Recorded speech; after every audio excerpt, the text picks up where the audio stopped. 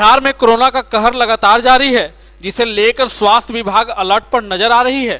वहीं जहानाबाद में भी 170 से ज्यादा कोरोना पॉजिटिव केस होने के बाद जिला प्रशासन अब और ज्यादा सख्त और सतर्क नजर आ रही है।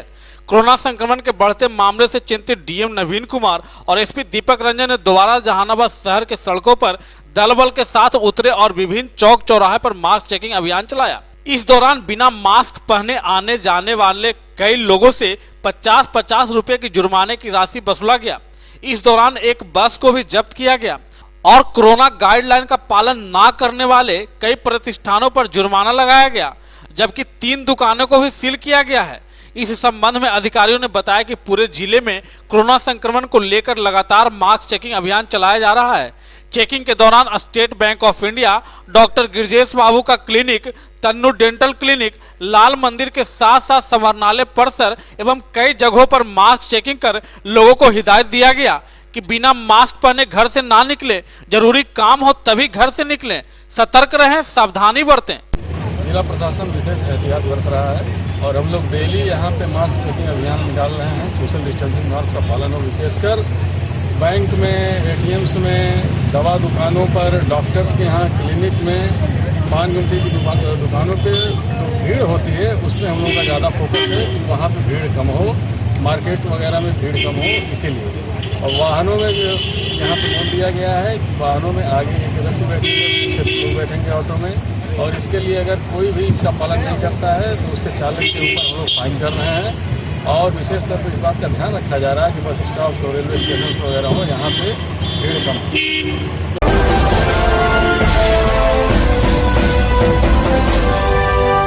जहानाबाद के मखदूमपुर प्रखंड अंतर्गत सुगांव गांव में आपसी जमीनी विवाद में बिहार के पूर्व शिक्षा मंत्री कृष्णनंदन प्रसाद वर्मा के परिजन आपस में भिड़ गए। इस मारपीट की घटना में कृष्णनंदन प्रसाद वर्मा के भाई, भतीजा एवं सुगांव पंचायत के सरपंच जख्मी हो गए। साथ ही साथ सरपंच के पति भी इस मारपीट की घटना में जख्मी हो गए। मंत्री जी के भाई भतीजा समेत 4 लोगों को इलाज के लिए जहानाबाद सदर अस्पताल में लाया गया, जहां पर लोगों का इलाज चल रहा है। हम आपको पूरी घटनाक्रम बताते चले कि कुछ वर्षों पूर्व मंत्री जी के परिजनों के बीच बंटवारा को लेकर विवाद हुआ था। ग्रामीण पंचायती के बाद मामला सुलझ गया था, लेकिन घर का मुआवजा मांगने के लिए जब लोग आज दूसरे पक्ष के पास गए तो दूसरे पक्ष के लोगों ने पहले पक्ष के लोगों को जमकर पिटाई कर दी। मारपीट का बचाव करने गए पंचायत के सरपंच एवं सरपंच के पति को भी जख्मी कर दिया गया। फिलहाल इस मारपीट की घटना के बारे में पुलिस अधीक्षक से जब बात की गई तो उन्होंने बताया कि अभी जानकारी हमें नहीं हुई है, हम इसके बारे में पता करते हैं और बात सामने आने पर निष्पक्ष रूप से इसमें जांच की जाएगी। हुई कि मैंने गांव के पंच और सरपंच लोगों से जाके मिला कि हमको न्याय चाहिए, चलिए पैसा नहीं दे रहा है, आप लोग चलिए। सारे पंच लोग बोले कि चलो चलते हैं। छोटा पापा मेरे हुए, मंत्री जी का छोटा भाई, जा करके बात करने की स्थिति से आखिर कि तुम क्यों पैसा नहीं दे रहे हो, बात समझने के लिए, बात करने के उद्देश्य से आए थे। इसी पर है जिसका बेटा सब जो है, मैं पहले तो मारा सरपंच को घींच करके, उसकी पत्नी को उनको मारा, उसके बाद फिर हमको मारा, कहा कि सब तुम लोग गुंडा हो। पंच और सरपंच को बोला कि मारा हमको जो मारा सर, तीनों बेटा पकड़ करके हमको तो मारा है, लगता लाठी पहना था क्या था, पूरा घुसा से मारा, कहा कि इसको जान मार दो, हम समझ लेंगे। और बाकी लोग उससे ब्याह सबको घींच के घर में घींच के मारा है। कौन मारा है? मारे उनका संजय वर्मा, हमारे बड़े भाई हुए। शिक्षा मंत्री के घर में थे बंटवारे को लेकर के। अभी तो हमको जानकारी प्राप्त नहीं हुई है, लेकिन मैं उस बारे में पूछता हूँ और उसमें पूरी कार्रवाई जो हुई है उसके बारे में जानकारी प्राप्त करूँगा।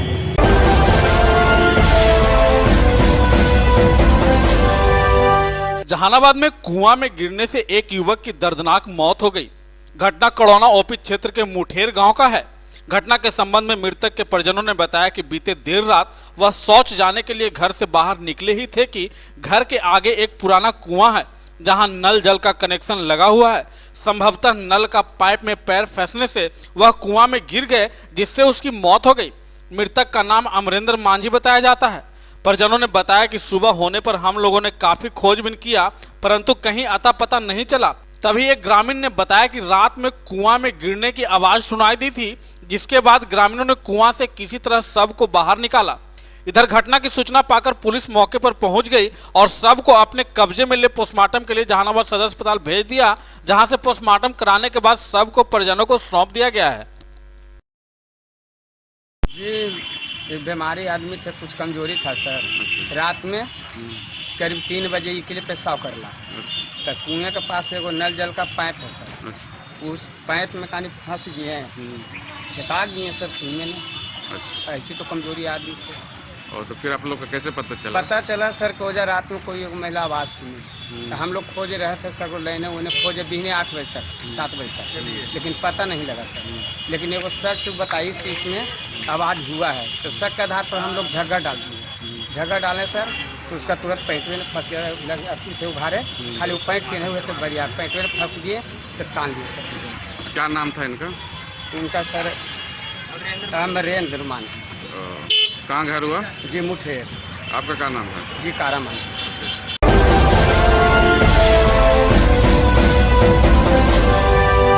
कोरोना संक्रमण के बढ़ते प्रकोप को देखते हुए सरकार के निर्देश के आलोक में स्कूल एवं कोचिंग संस्थानों को फिर से 1 सप्ताह के लिए बंद करने का निर्देश आते ही कोचिंग संचालकों में हलचल सी मच गई है। आनन फानन में कोचिंग संचालकों ने आपस में एक बैठक का आयोजन कर अपना उद्गार व्यक्त कर रहे हैं।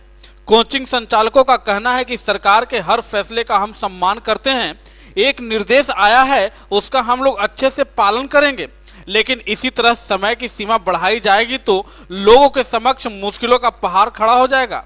क्योंकि अभी हम लोग कोरोना के बाद कोचिंग संस्थान को शुरू ही किए थे कि फिर से एक निर्देश आ गया है जो कि हम लोगों के लिए काफी मुश्किल भरा है।